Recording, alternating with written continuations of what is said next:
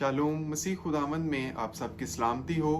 मेरा नाम है रुहेल अयूब और आज हम पाक रूह पर बात करेंगे कि पाक रूह हमारी जिंदगियों में कितना अहमियत का हामिल है।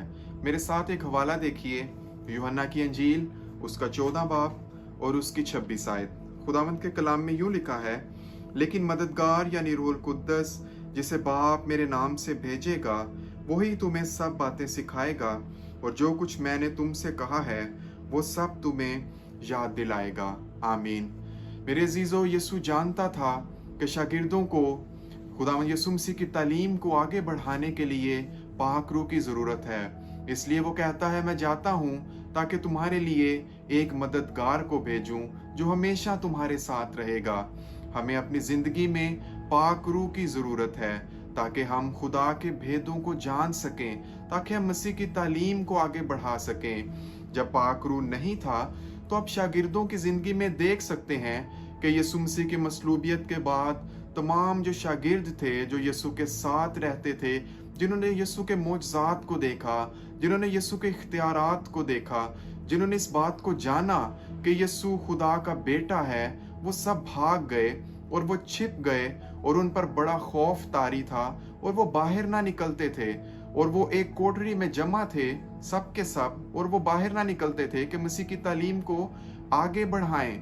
अब इसी तरह तोमा की जिंदगी में देखते हैं कि तोमा कहता है कि मैं जब तक उसके हाथों में मेखों के सुराख ना देख लूं और उन सुराखों में अपनी उंगली ना डाल लूं और उसकी पसली में अपना हाथ ना डाल लूं, मैं हरगिज यकीन ना करूंगा कि वो जी उठा है।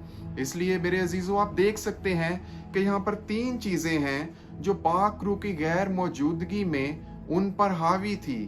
एक बात जिसके बारे में यीशु भी जिसका जिक्र करता है कि तुम समझ नहीं पाते, जब पाक रूह आएगा तब तुम समझोगे। दूसरी चीज थी कि उनकी जिंदगी खौफ में थी।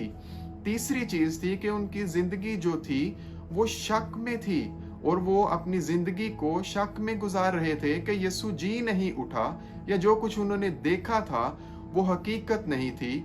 इसलिए यीशु ने कहा था, जब पाक रूह आएगा तो तुम इन सब बातों को समझ जाओगे। इसीलिए मेरे अजीजों, आज अगर आप बाइबल पढ़ते हैं और आपको बाइबल की समझ नहीं आती तो आपको अपनी जिंदगी में पाक रूह की जरूरत है। अगर आज आपकी जिंदगी में खौफ है तो आपको पाक रूह की जरूरत है। अगर आज आपकी जिंदगी में शक है तो आपको पाक रूह की जरूरत है। मेरे अजीजों, अपनी जिंदगी में पाक रूह को काम करने दें। खुदावन से कहें कि वो आपकी जिंदगी में पाक रूह को भेजे जिसका वादा उसने किया था। पाक रूह आपको समझ देगा, पाक रूह आपको दलेर बनाएगा, पाक रूह आपकी जिंदगी में से शक को निकालेगा। जब पाक रूह आता है तो आप देखते हैं कि वही शागिर्द जो खौफ से छिपे बैठे थे वो बाहर निकलकर यीशु मसीह के नाम की मुनादी करते हैं। आप देखते हैं कि उन्हें कलाम के उन भेदों की समझ दे दी जाती है। आप देखते हैं कि वही तोमा जो है फिर वो टैक्सला में जाता है, बरे सगीर में जाता है और अपनी जिंदगी की आखिरी सांस तक यीशु मसीह के नाम की मुनादी करता है। मेरे अजीजों, यही पाक रूह का काम है। जब वो आपकी जिंदगी में आता है तो वो आपकी जिंदगी को असर नो तब्दील कर देता है, वो आपकी जिंदगी को असर नो नया बना देता है, वो आपको बेखौफ बना देता है।